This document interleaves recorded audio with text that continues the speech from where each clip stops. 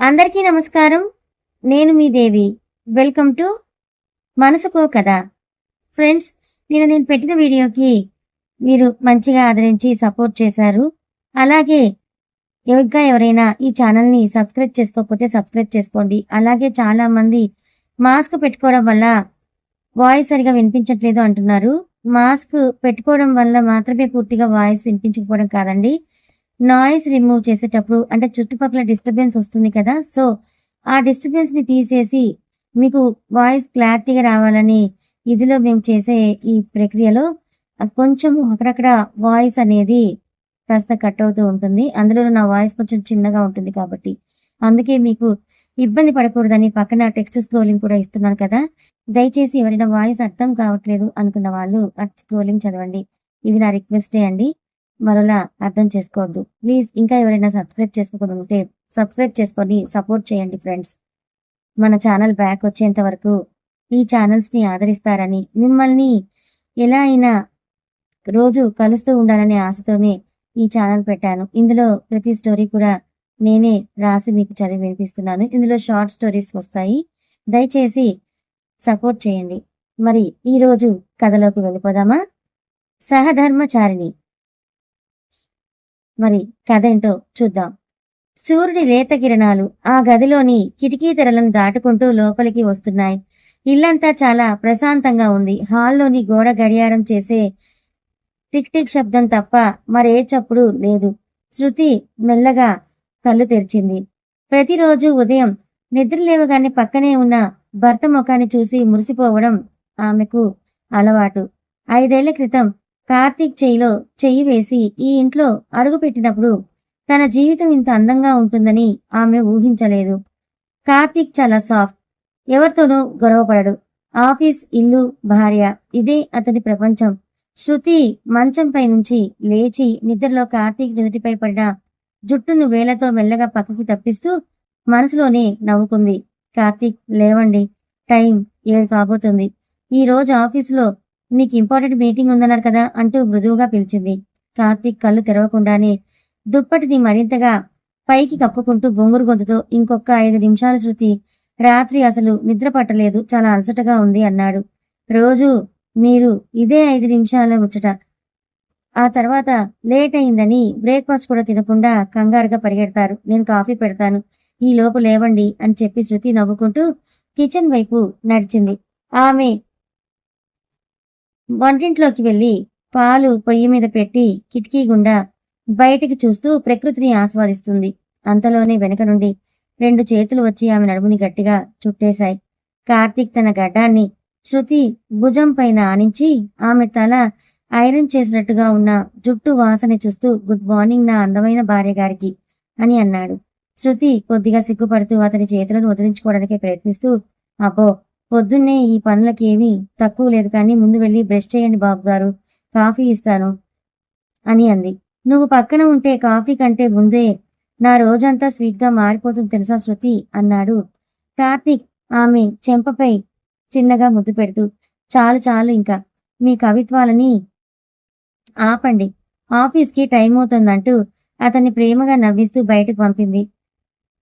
కాసేపటికి ఇద్దరూ బాల్కనీలో కూర్చొని వేడివేడి కాఫీ తాగుతున్నారు. చల్లటి గాలి వీస్తోంది. వాతావరణం ఎంతో ఆహ్లాదకరంగా ఉంది. దూరం వైపే చూస్తూ ఉన్నాడు కార్తీక్. శృతి, ఈ 5 ఏళ్ల పెళ్లి జీవితంలో మనం ఒక్కసారి కూడా పెద్దగా గొడవ పడలేదు కదా, అసలు నీకు ఎప్పుడైనా నా మీద కోపం రాలేదా? శృతి కాఫీ కప్పుని కింద పెట్టి కార్తీక్ వంక చూసింది. కోపం ఎందుకు రాదు కార్తీక్, మీ ప్యాంట్ జోబులో డబ్బులు, ముఖ్యం అనుకున్న బిల్లులు అలాగే ఉంచి ఉతకడానికి పారేసినప్పుడు, ఆఫీస్ నుంచి వస్తూ ఫోన్ ఎత్తనప్పుడు చాలా కోపం వస్తుంది. కార్తీక్ నవ్వుతూ, మరెప్పుడు నా మీద గట్టిగా అరవలేదు అన్నాడు. అరవడం ఎందుకు కార్తీక్, ప్రేమగా చెప్తే విని భర్త దొరికినప్పుడు అనవసరంగా అరిచి ఇల్లంతా అల్లకల్లోలం చేయడం ఎందుకు చెప్పండి. బంధంలో ప్రశాంతత, నమ్మకం ముఖ్యం. ఒకరు కోపంగా ఉన్నప్పుడు ఇంకొకరు తగ్గాలి, అప్పుడే సంసారం సాఫీగా సాగుతుందంది శృతి ఎంతో పరిణితితో. కార్తీక్ ఆమె చేతిని తన చేతిలోకి తీసుకొని గట్టిగా నొక్కాడు. నిజమే శృతి, నేను నా భార్యగా పొందడం నా అదృష్టం అన్నాడు. కానీ ఆ ప్రశాంతత వెనుక ఎంత పెద్ద తుఫాన్ రాబోతుందో శృతికి అప్పుడు తెలియదు.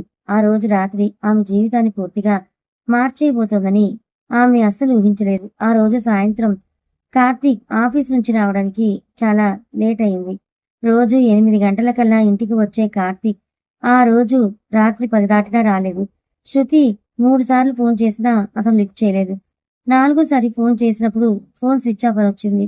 శృతి మనసులో కంగారు మొదలయ్యింది. ఏమై ఉంటుంది? ఏమైనా యాక్సిడెంట్ అయిందా? లేక ఆఫీసులో వర్క్ ఎక్కువైందా? ఎప్పుడూ ఫోన్ స్విచ్ ఆఫ్ చేయని కార్తీక్ ఈ రోజు ఎందుకు ఇలా చేశాడు? రాత్రి 10:30 కావస్తుండగా డోర్ బెల్ మోగింది. శృతి కంగారుగా వెళ్లి తలుపు తీసింది. బయట కార్తీక్ నిలబడి ఉన్నాడు. అతని ముఖం చాలా అలసిపోయినట్టుగా ఉంది. కళ్ళల్లో ఏదో తెలియని కంగారు, భయం స్పష్టంగా కనిపిస్తున్నాయి.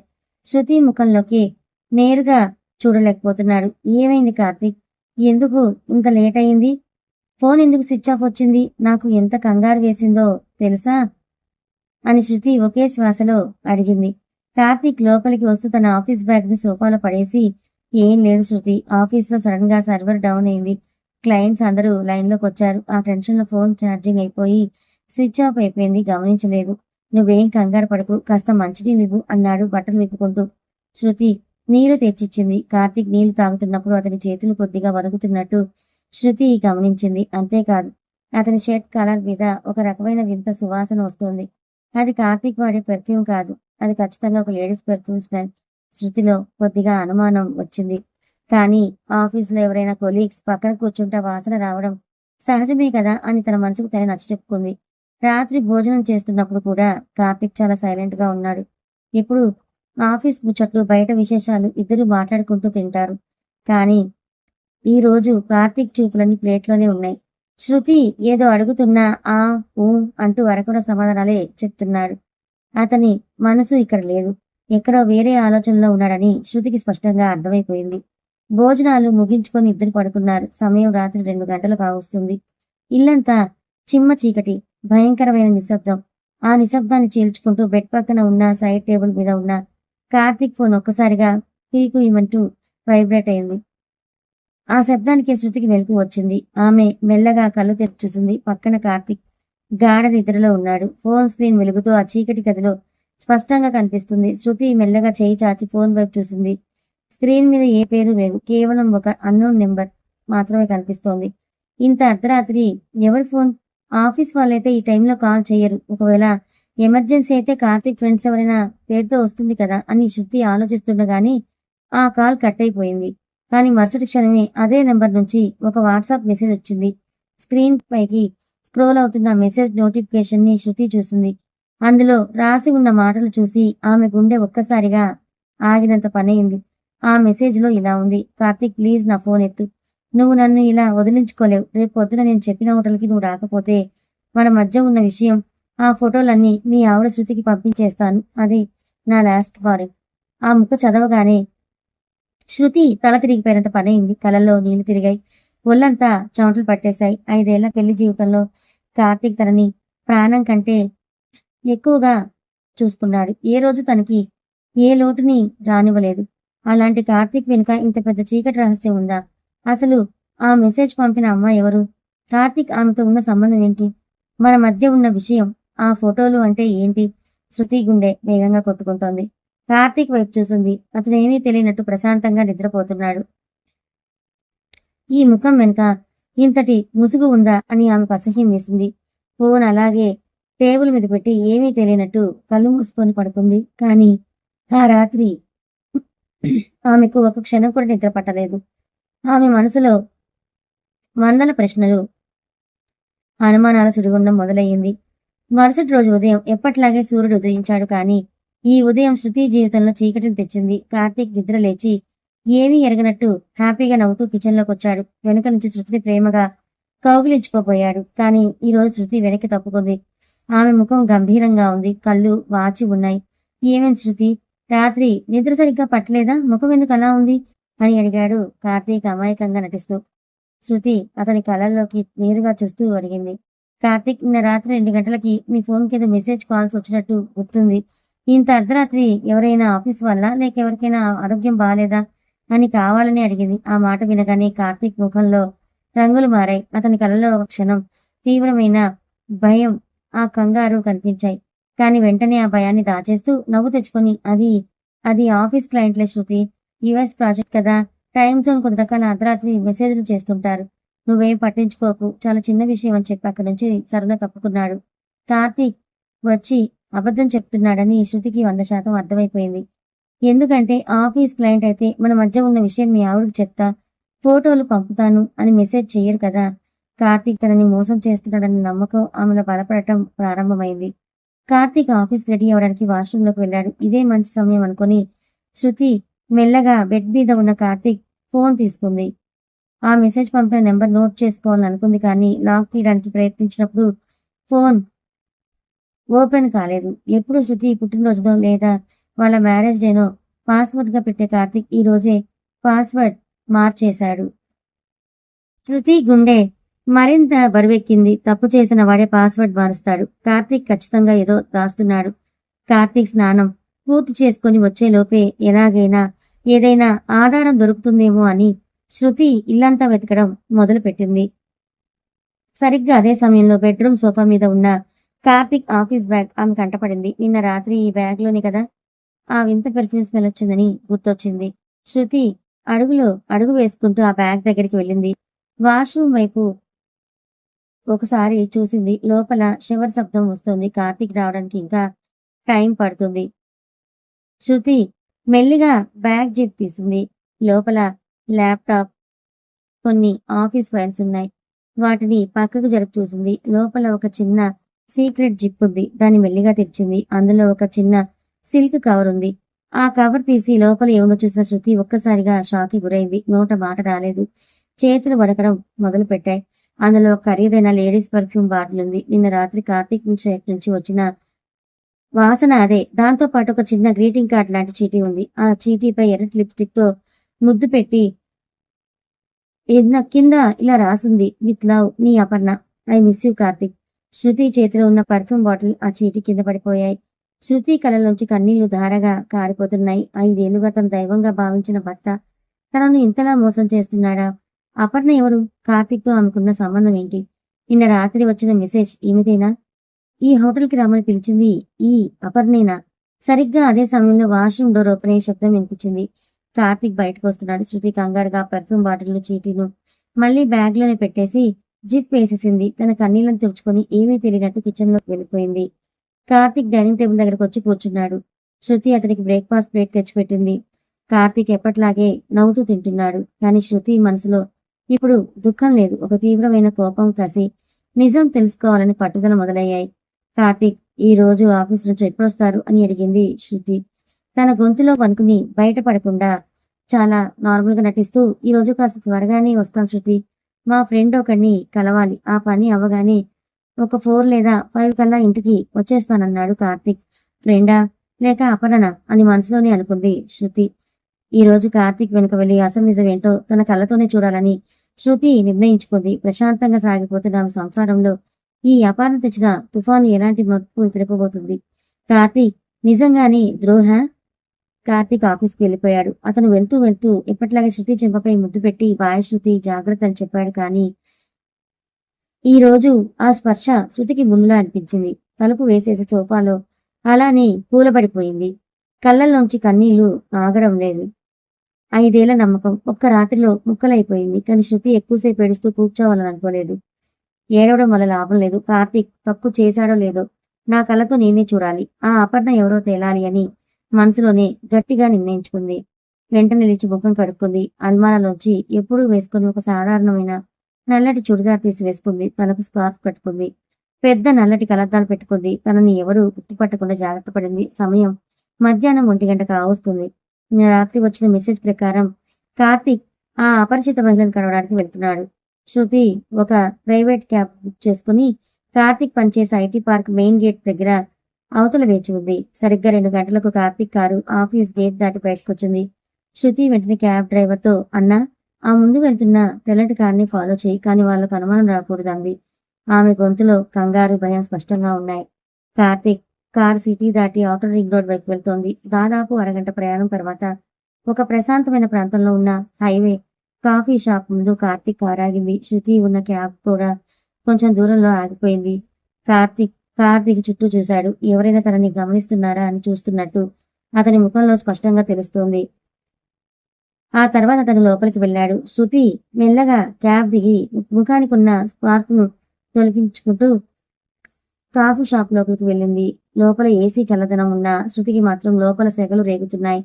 కాఫీ షాప్‌లో పెద్దగా జనాలు లేరు. ఒక మూలన ఉన్న టేబుల్ దగ్గర కార్తీక్ కూర్చొనున్నాడు. అతని ముఖంలో తీవ్రమైన టెన్షన్ కనిపిస్తోంది. సరిగ్గా 2 నిమిషాల తర్వాత కాఫీ షాప్ డోర్ ఓపెన్ అయింది. ఒక నల్లటి జీన్స్, ఎర్రటి టాప్ వేసుకున్న అమ్మాయి లోపలికొచ్చింది. మోడర్న్ గా ఉంది. చేతిలో ఖరీదైన పర్సుంది. ఆమె నడుస్తుంటే, అవును అదే సువాసన. నిన్న రాత్రి కార్తీక్ షర్ట్ నుంచి వచ్చిన ఆఫీస్ బ్యాగ్ లో దొరికిన పెర్ఫ్యూమ్ వాసన అదే. శృతికి అర్థమైపోయింది. ఈమెనే అపర్ణ. అపర్ణ నేనుగా వెళ్లి కార్తీక్ ముందే కూర్చుంది. శృతి వాళ్లకు వెనక వైపు ఉన్న టేబుల్ దగ్గర వాళ్ళ మాటలు వినిపించేంత దూరంలోనే కూర్చొని ఒక కాఫీ ఆర్డర్ ఇచ్చింది. కార్తీక్ అపర్ణను చూడగానే కోపంతో ఊగిపోయాడు. అసలు నీ ఉద్దేశం ఏంటి అపర్ణ? నిన్న రాత్రి అంత లేట్ టైంలో నా ఫోన్కి మెసేజ్లు కాల్స్ ఎందుకు చేశావు? నా భార్య చూసుంటే నా సంసారం రోడ్డున పడేది తెలుసా అని అన్నాడు గొంతు తగ్గించి గట్టిగా హెచ్చరిస్తూ. అపర్ణ చాలా కూల్గా నవ్వింది. బ్యాగ్ లోంచి ఒక సిగరెట్ తీసి వెలిగించబోయి కాఫీ షాప్ అని గుర్తొచ్చి ఆగిపోయింది. రిలాక్స్ కార్తీక్. నీ పెళ్ళాన్ని చూస్తే నీకు భయం ఏంటి? నాకేంటి? నువ్వు నన్ను వదిలించుకోవాలని చూస్తే నేను ఊరుకుంటానా? మన పాత రోజులు అది త్వరగా మర్చిపోయావా? అంది. అపర్ణ, అవన్నీ గతం. నా పెళ్లికి ముందే మన మధ్య అంతా అయిపోయింది. ఇప్పుడు నాకు శృతి ఉంది. నేను తనని ప్రాణంగా ప్రేమిస్తున్నాను. దయచేసి మా జీవితాల నుంచి వెళ్ళిపో అన్నాడు కార్తీక్ దాదాపు బ్రతిమాలుతున్నట్టు. వెళ్ళిపోతాను కార్తీక్. కానీ ఊరికే కాదు. నాకు 50 లక్షల రూపాయలు కావాలి. నువ్వు ఐటీ కంపెనీలో పెద్ద పొజిషన్లో ఉన్నావు. నీకు ఆ డబ్బు పెద్ద విషయమేం కాదు అంటే అంది అపర్ణ క్రూరంగా నవ్వుతూ. 50 లక్షల? అంత డబ్బు నేనెక్కడి నుంచి తేవాలి? నా దగ్గర అంత లేదు అన్నాడు కార్తీక్ తల పట్టుకుంటూ. అదంతా నాకు అనవసరం కార్తీక్. వచ్చే వారంలోపు నాకు ఆ డబ్బు అందాలి. లేదో నువ్వు నా బెడ్రూమ్లో ఉన్న ఫోటోలు, మన పాత వీడియోలని నీ ముద్దుల భార్యకి శృతికి పంపిస్తాను. అప్పుడు నీ కాపురం ఏమవుతుందో నువ్వే చూడు అంది. అపర్ణ లేచి నిలబడుతూ కార్తీక్ నిస్సహాయంగా చూస్తూ ఉండిపోయాడు. అపర్ణ అక్కడి నుంచి వెళ్ళిపోయింది. కాసేపటి తర్వాత కార్తీక్ కూడా తలదించుకొని కాఫీ షాప్ నుంచి బయటికి నడిచాడు. వెనక టేబుల్ దగ్గర కూర్చున్న శృతికి భూమి బద్దలైనంత పనయింది. కార్తీక్ పెళ్లికి ముందే ఒక అమ్మాయితో సంబంధం ఉందా? తనని ఆ ఫోటోలు, వీడియోలు ఏంటి? కార్తీక్ తనని ఇంత పెద్ద నిజం దాచి మోసం చేశాడా? ఒకవేళ అది గతమైతే ఇప్పుడు ఆ అమ్మాయికి ఎందుకు భయపడుతున్నాడు? పోలీసులకి చెప్పొచ్చు కదా. ఎందుకంత డబ్బు ఇవ్వడానికి సిద్ధపడుతున్నాడు? అంటే గతమే కాదు, ప్రస్తుతంలో కూడా వీళ్ళ మధ్య ఏదో సాగుతోందా? శృతి కళ్ళు చీకట్లు కమ్మాయి. కాఫీ పట్టుకున్న ఆమె చేతులు వణుకుతున్నాయి. కార్తీక్ తనని మోసం చేశాడనే బాధ ఒకవైపు, తన సంసారం 50 లక్షల బ్లాక్మెయిల్ చుట్టూ తిరుగుతోందనే భయం ఇంకోవైపు ఆమెను పీల్చేస్తున్నాయి. శృతి మెల్లిగా కాఫీ షాప్ నుంచి బయటకు వచ్చింది. అప్పటికే కార్తీక్ కారు వెళ్ళిపోయింది. శృతి రోడ్డు పక్కన నిలబడి ఏడుస్తుండగా ఆమె ఫోన్ మోగింది. స్క్రీన్ చూసేసరికి కార్తీక్ అని ఉంది. శృతి గొంతు సరిచేసుకొని ఫోన్ లిఫ్ట్ చేసింది. హలో కార్తీక్ అంది శృతి. నేను ఆఫీస్ పని మీద కాస్త బయట ఉన్నాను. రావడానికి రాత్రికి 8 అవుతుంది. నువ్వు భోజనం చేసి పడుకో, కంగారు పడుకు. ఐ లవ్ యూ శృతి అన్నాడు కార్తీక్ అవతల నుంచి చాలా ప్రేమగా. ఐ లవ్ యూ అనే మాట వినగానే శృతికి ఒంట్లో జ్వరం వచ్చినంత పనయింది. ఇంత అబద్ధం ఎలా చెప్పగలుగుతున్నాడు? కాఫీ షాప్ లో ఇంకో అమ్మాయితో మాట్లాడొచ్చి ఫోన్లో భార్యకి ఐ లవ్ యూ చెప్తాడా? సరే కార్తీక్ అని ఫోన్ పెట్టేసింది శృతి. ఆమె కళ్ళల్లో కన్నీళ్ళు ఆగిపోయాయి. వాటి స్థానంలో ఒక కొత్త ధైర్యం వచ్చింది. నువ్వు నా దగ్గర నిజం దాచావు కార్తీక్. కానీ శృతి అంత అమాయకురాలు కాదు. నా సంసారాన్ని ముంచాలని చూస్తున్న ఈ అపర్ణ కథేంటో, నీ వెనుక ఉన్న ఆ అసలు నిజమేంటో నేనే బయటకు తీస్తానని మనసులోనే అనుకుంది. శృతి ఇంటికి తిరిగి వచ్చింది. బెడ్రూమ్లోకి వెళ్లి అల్మారాలో ఉన్న కార్తీక్ పాత డైరీలు, ల్యాప్టాప్ బ్యాగ్ అన్నీ వెతకడం మొదలుపెట్టింది. ఎలాగైనా అపర్ణకు సంబంధించిన పూర్తి వివరాలు తెలుసుకోవాలని డిసైడ్ అయ్యింది. అలా వెతుకుతుండగా ఒక పాత ఫైల్ వెనుక శృతికి ఒక చిన్న డైరీ కనిపించింది.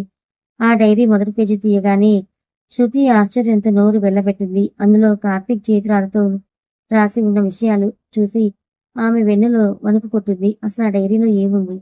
కార్తీక్ దాచిన ఆ భయంకరమైన నిజం ఏంటి? శృతి తదుపరి అడుగు ఏంటి? ఇల్లంతా నిశ్శబ్దంగా ఉంది.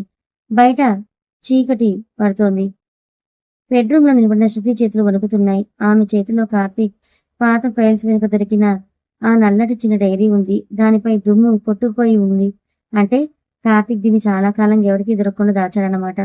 శృతి గుండె వేగంగా కొట్టుకుంటుండగా మెల్లిగా డైరీ మొదటి పేజీ తిప్పింది. అందులో కార్తీక్ చేతి రాతతో రాసింది. నా జీవితంలో నేను చేసిన అతిపెద్ద తప్పు అపర్ణను ప్రేమించడం. ఆ తప్పుకు నేను ఇంత పెద్ద శిక్ష అనుభవిస్తానని అనుకోలేదు. ఆ రోజు రాత్రి జరిగిన దానికి నేనే కారణం. ఆ పాపం నన్ను ఎప్పటికీ వదిలిపెట్టదు. ఆ మాటలు చదవగానే శృతి తల తిరిగిపోయినంత పనయింది. ఆ రోజు రాత్రి ఏం జరిగింది?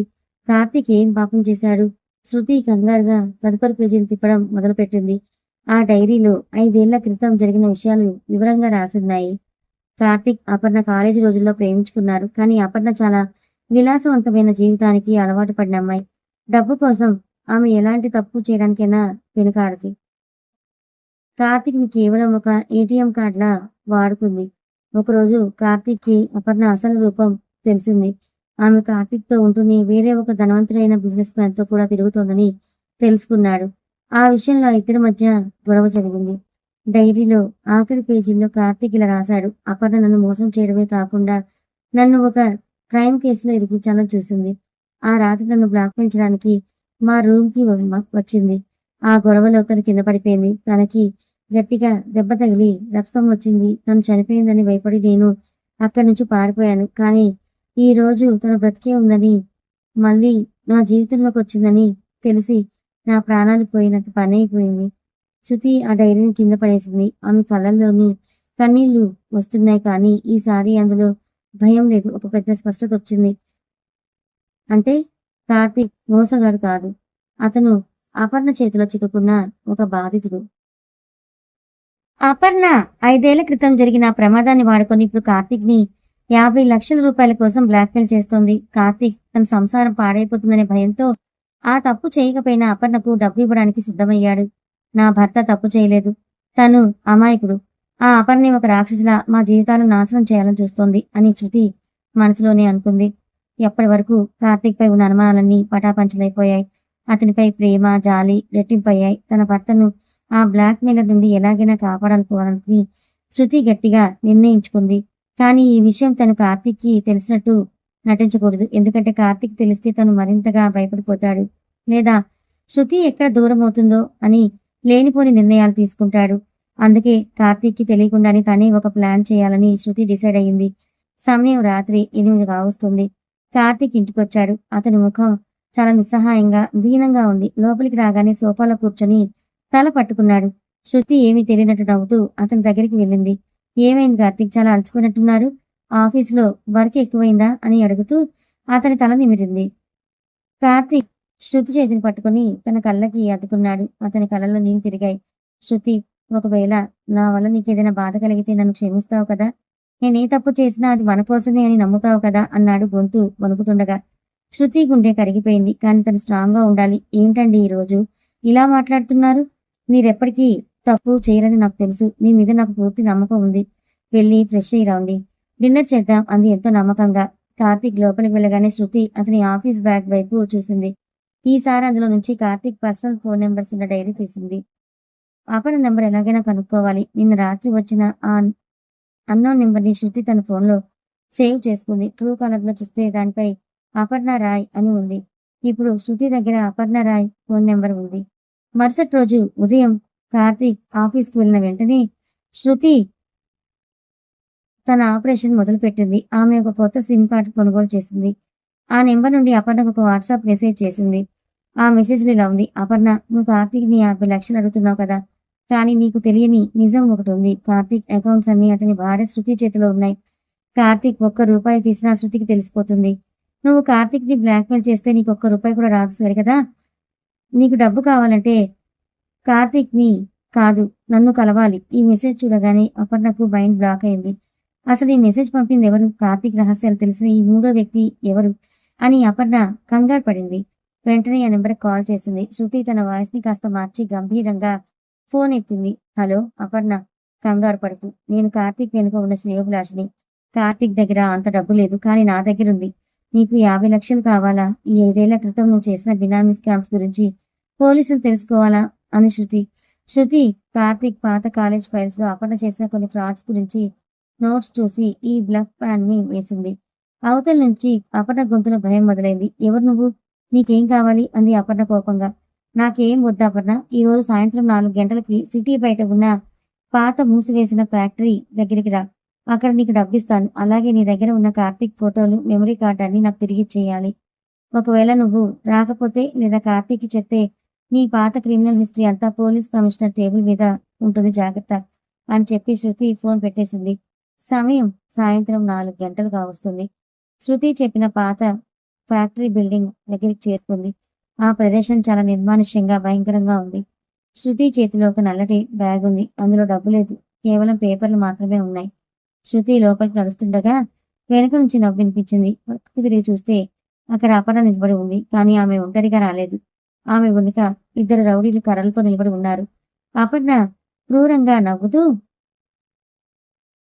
ముందుకు వచ్చింది. ఏమనుకున్నావే అమ్మాయి పక్షి?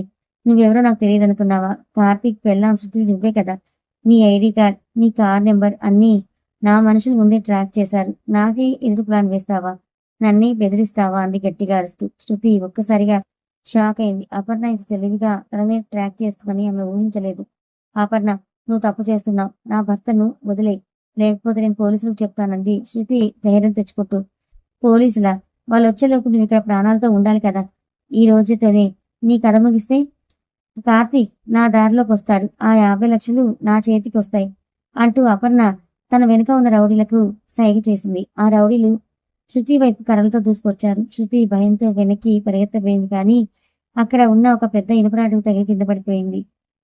ఒక రౌడీ తన చేతిలో ఉన్న కర్రను శృతి తలపైకి ఎత్తాడు. సరిగ్గా అదే సమయంలో ఒక తెల్లటి కారు భయంకరమైన స్పీడ్తో ఆ ఫ్యాక్టరీ లోపలికి దూసుకొచ్చింది. బ్రేక్ శబ్దం పెద్దగా వినిపించింది.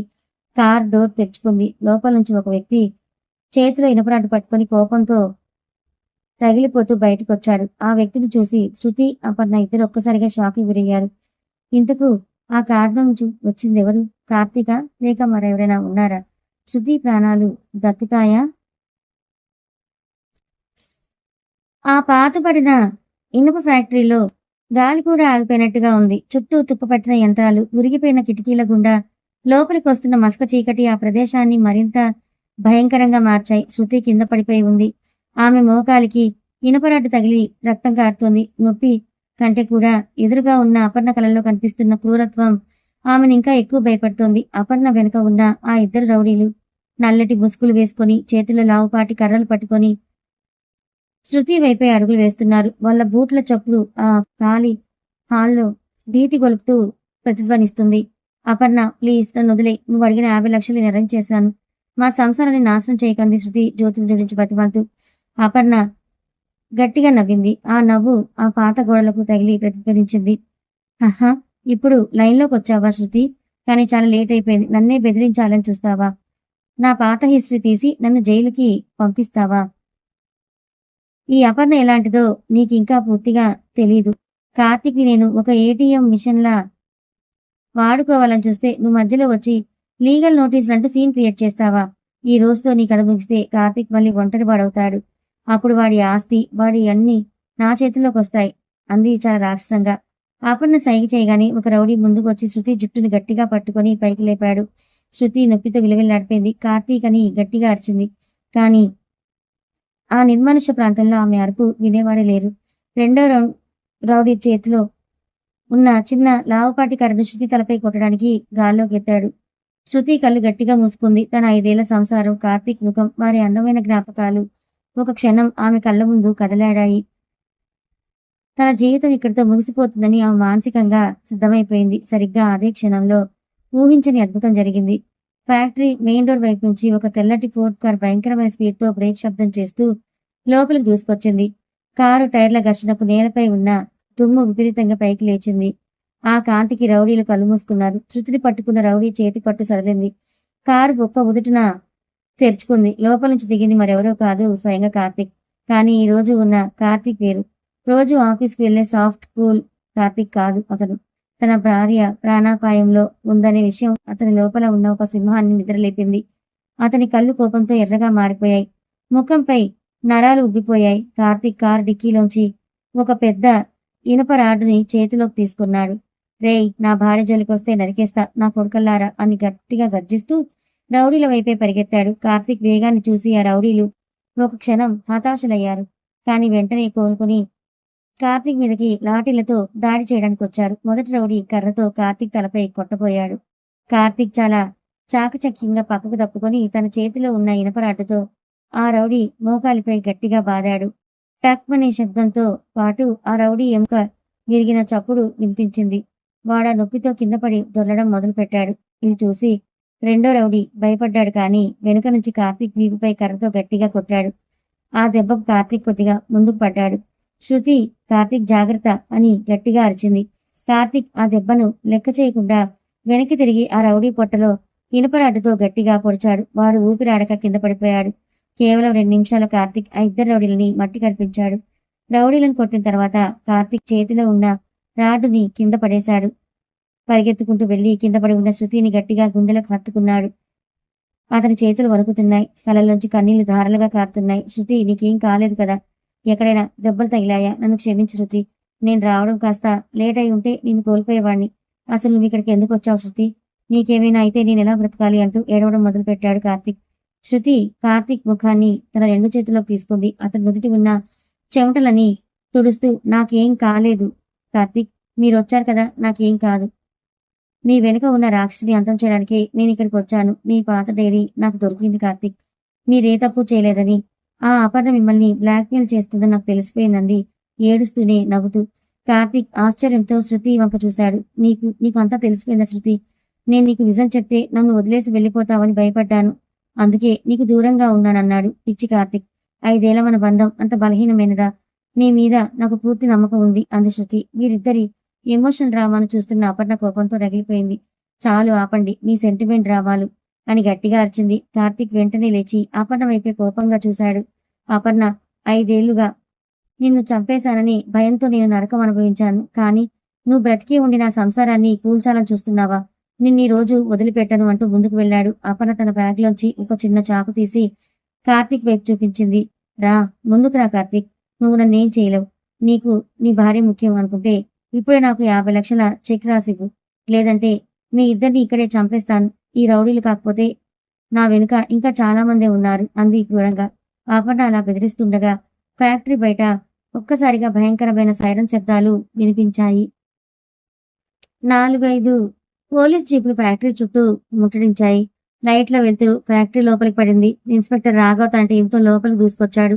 చేతులు తుపాకీ పట్టుకుని హ్యాండ్సప్ అపర్ణ, చాకు కింద పడి అని గట్టిగా అరిచాడు. అపర్ణ ఒక్కసారిగా షాక్ అయింది. అసలు పోలీసులకి లొకేషన్ గురించి ఎలా తెలిసిందని ఆమెకు అర్థం కాలేదు. శృతి మెల్లిగా లేచి నిలబడి తన జేబులో ఉన్న ఫోన్ బయటకు తీసింది.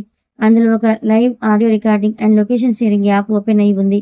అపర్ణ, నువ్వు నన్ను చాలా అమాయకురాలు అనుకున్నావు కదా? నేను ఇక్కడికి ఒంటరిగా రాలేదు. వచ్చే ముందే ఇన్స్పెక్టర్ రాఘవ్ గారికి పూర్తి విషయం చెప్పి నా ఫోన్ని లైవ్ ట్రాకింగ్ లో పెట్టాను. నువ్వు నన్ను బ్లాక్మెయిల్ చేసిన మాటలు, చంపుతానన్న బెదిరింపులు అన్నీ లైవ్ లో పోలీసుల కంట్రోల్ రూమ్ కి రికార్డ్ అయిపోయాయి. ఇప్పుడు చెప్పు, ఎవరి కథ ముగించారు అంది శృతి ఎంతో గంభీరంగా. పోలీసులు ముందుకు వచ్చి అపర్ణ చేతిలో ఉన్న చాకును లాక్కున్నారు. ఆమె చేతులకు బేడీలు వేశారు. కింద పడి ఉన్న ఆ 2 రౌడీలను కూడా జీపులోకి ఎక్కించారు. అపర్ణ జైల్లోకి వెళ్తూ కూడా కార్తీక్ వైపు చూసి క్రూరంగా నవ్వింది. కార్తీక్, నువ్వు నన్ను జైలుకి పంపావు కదా, కానీ ఒక విషయం గుర్తుపెట్టుకో, ఈ అపర్ణ వెనక ఎవరున్నారో నీకు తెలియదు. నిన్ను రోడ్డున పడేయడానికి నీ సొంత వాళ్లే స్కెచ్ వేశారు. ఈ కథ ఇక్కడితో ముగిసిపోలేదు, ఇప్పుడే మొదలైందని గట్టిగా అరుస్తూ జీపెక్కింది. అపర్ణ మాటలు విన్న కార్తీక్ మనసులో కొత్త భయం మొదలైంది. నా సొంత వాళ్ళ ఎవరు నా వెనుక ఉండి కుట్ర చేస్తున్నారని ఆలోచించసాగాడు. కాని శృతి కార్తీక్ చేపట్టుకుని, కార్తీక్, ప్రస్తుతానికి ఈ గండం గడిచింది, పదండి ఇంటికి వెళ్దాం అని అంది.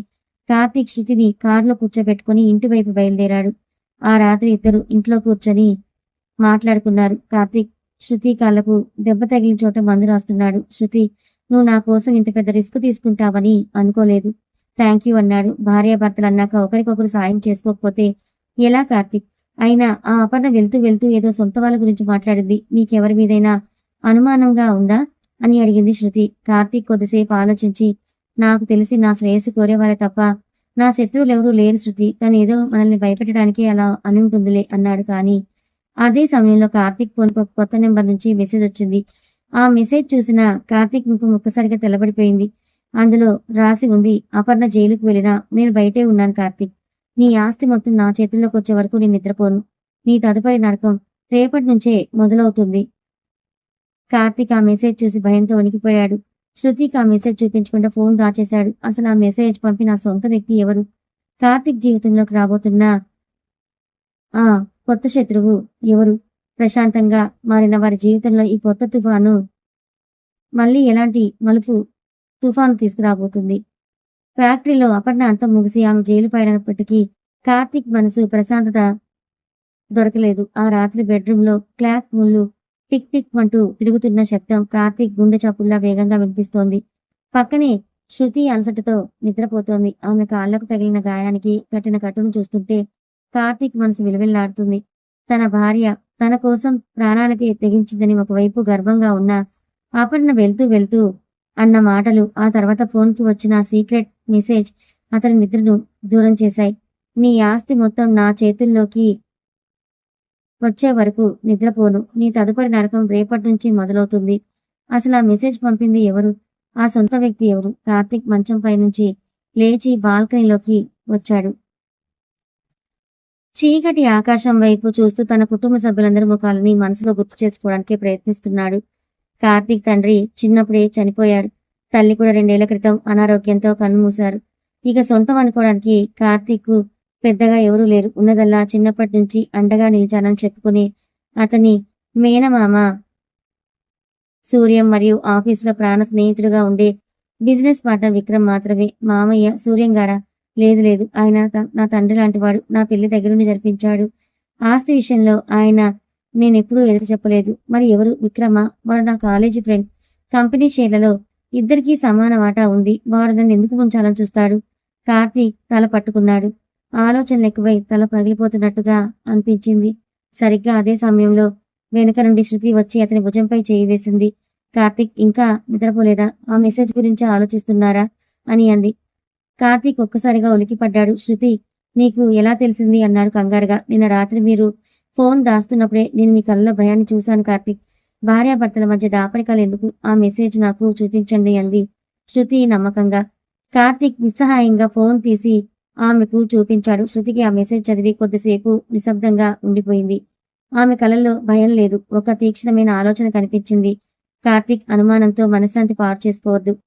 ఈ రోజు ఉదయం మనం పోలీస్ స్టేషన్కి వెళ్తున్నాం. ఇన్స్పెక్టర్ రాఘవ్ గారు అపర్ణను విచారిస్తున్నారు కదా. ఆమె నోటితోనే నిజం బయటకు వస్తుందని శృతి. మరుసటి రోజు ఉదయం 10 గంటలు కావస్తుంది. సిటీ సెంట్రల్ పోలీస్ స్టేషన్ చాలా బిజీగా ఉంది. పోలీసులు, ముద్దాయిలు, కాగితాలు నలిగే చప్పుళ్ళు. వీటన్నిటి మధ్య కార్తీక్, శృతి ఇన్స్పెక్టర్ రాఘవ్ రూమ్ బయట కూర్చొని ఉన్నారు. కార్తీక్ గుండెల్లో ఏదో తెలియని అలజడి మొదలైంది. కాసేపటి కానిస్టేబుల్ వచ్చి, సార్, మేడం, ఇన్స్పెక్టర్ గారు మిమ్మల్ని లోపలికి రమ్మంటున్నారని చెప్పాడు. ఇద్దరు లోపలికి వెళ్లారు. ఇన్స్పెక్టర్ రాఘవ టేబుల్ ముందు కొన్ని ఫైల్స్ పట్టుకుని తీవ్రమైన ఆలోచనలో ఉన్నాడు. వీళ్ళని చూడగానే కూర్చోమని కుర్చీలోంచి లేచి, రండి కార్తీక్, రండి శృతి గారు, కూర్చోండి అన్నాడు. శృతి కాళ్ళ గాయాన్ని చూస్తూ, ఇప్పుడు ఎలా ఉందమ్మా అని అడిగాడు. పర్లేదు సార్, బానే ఉంది. అసలు అపర్ణను విచారించారా? ఆమె వెనుక ఉన్న సూత్రధారి ఎవరో తెలిసిందా సార్ అని శృతి నేరుగా పాయింట్కి వచ్చేసింది. రాఘవ గంభీరంగా నిట్టూర్చాడు. టేబుల్ మీదున్న ఒక పాత కేసు ఫైల్ను కార్తీక్ వైపు జరిపాడు. కార్తీక్, నిన్న రాత్రి నుంచి మా 3rd డిగ్రీ ట్రీట్మెంట్ తర్వాత అపర్ణ నోరు విప్పింది. కానీ ఆమె చెప్పిన నిజం విన్నాక నాకే మైండ్ బ్లాక్ అయింది. ఇది నీ పాత కేసు ఫైల్. 5 ఏళ్ల క్రితం అపర్ణ నీ రూమ్లో కింద పడి తల పగిలినప్పుడు నువ్వు తను చనిపోయిందని భయపడి పారిపోయావు కదా అన్నాడు రాఘవ. అవును సార్, నేను భయపడి కారు వేసుకుని ఊరు వదిలి పారిపోయాను. ఆ తర్వాత నాకేమీ తెలియదు అన్నాడు కార్తీక్. కానీ అసలు ట్విస్ట్ అక్కడే ఉంది కార్తీక్ అన్నాడు రాఘవ ముందుకు వంగుతూ. నువ్వు పారిపోయిన సరిగ్గా 10 నిమిషాలకి ఆ రూమ్లో ఇంకొక వ్యక్తి వచ్చాడు. అపర్ణ చనిపోలేదు, కేవలం స్పృహ తప్పి పడిపోయింది. ఒక వ్యక్తి వచ్చి అపర్ణను సీక్రెట్గా ఒక ప్రైవేట్ హాస్పిటల్లో చేర్పించి ఆమెకు భారీగా డబ్బు ఆశ చూపించాడు. కార్తీక్, నిన్ను చంపాలని చూశాడని కేసు పెడతా అని బెదిరించు.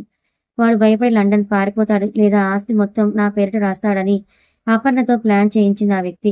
నీకు తెలియకుండా 5 ఏళ్లుగా నిన్ను మానసిక నరకంలో ఉంచి ఇప్పుడు 50 లక్షల బ్లాక్మెయిల్ డ్రామా ఆడించింది కూడా అతనే. ఆ వ్యక్తి ఎవరో తెలుసా కార్తీక్? రాఘవ ఆగాడు. కార్తీక్ శ్వాస ఆగిపోయినంత పనైంది. ఎవరు సార్ వాడు?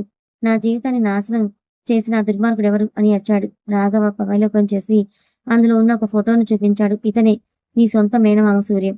ఆ పేరు వినగానే కార్తీక్ సీట్లోంచి ఒక్కసారిగా లేచి నిలబడ్డాడు. అతని కళ్ళ ముందు లోకం అంతా ఒక్కసారిగా చీకటిగా మారిపోయింది. తనను చిన్నప్పటి నుంచి కొడుకులా చూసుకున్నాడని నమ్మిన మామయ్య, తన తండ్రి చనిపోయాక ఆస్తికి రక్షకుడుగా ఉన్నాడని భావించిన మామయ్య ఇంత పెద్ద రాక్షసుడా?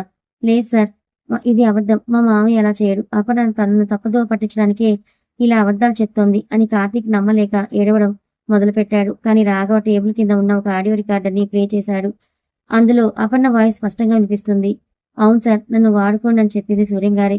కార్తీక్ తండ్రి రాసిన వీలునామా ప్రకారం కార్తీక్ పెళ్ళై 5 ఏళ్ళు నిండితే కానీ ఆస్తి మొత్తం వాడి సొంతం కాదు.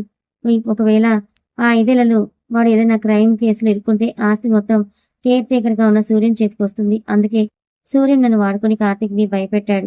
కార్తీక్ మోకాలపై కింద కూలబడిపోయాడు. నమ్మిన వాళ్లే వెన్నుపోటు పొడిస్తే వచ్చే బాధ వర్ణనాతీతం. శృతి కార్తీక్ దగ్గరికి వచ్చి అతన్ని పట్టుకుని ఓదార్చడం మొదలుపెట్టింది.